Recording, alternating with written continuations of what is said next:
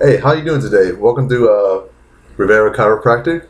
I appreciate you filling out your paperwork and doing everything of it because some people skip some things now and again, and it's very appreciated by me, the doctor, of course. I know you came here by referral, and I appreciate somebody bringing you in and you bringing other people in. That's always helped here in this office, and I like to have friends and families here, of course.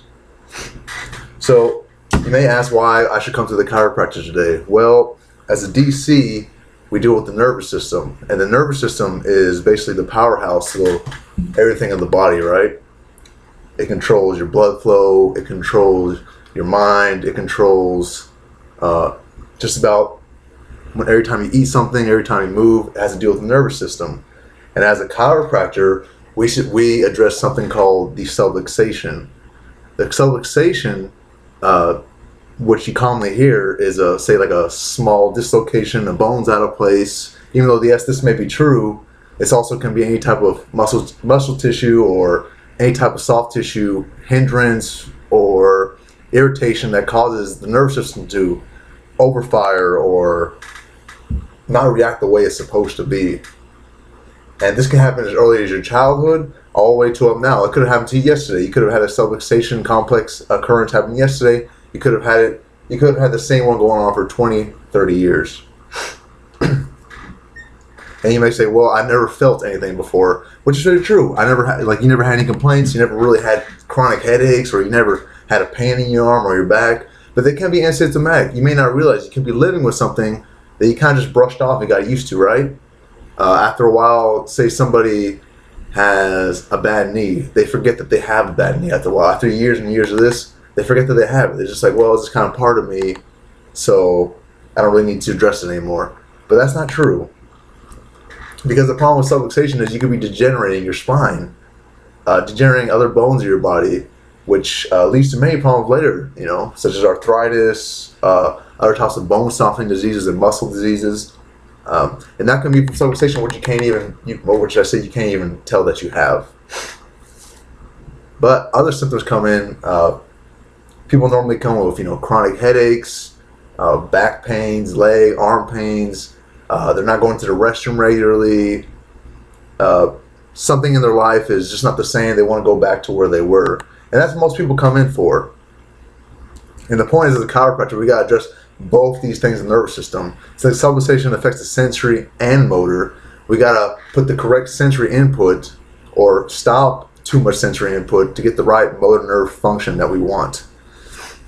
This is dealt with by the autonomic nervous system, which is mostly in the thoracic spine, if you show here on the chart over here.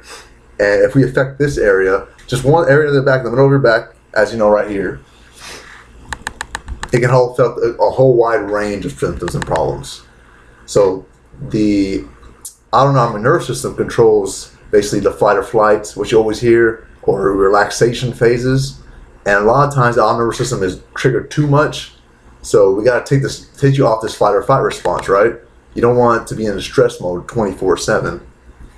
But if you're already in that stress mode, people come in for this, right? You start getting headaches, you start getting pains, you start getting aches, you start getting really irritated. And that's what we're trying to treat here. Especially, like I said, most patients come in for, even though they may not know, that could not even be the main subluxation problem they have. So if you come in for me, you get the benefits of relieving those stresses and pains, but also removal of other types of symptoms you may not even know that correlated to the nervous system, right?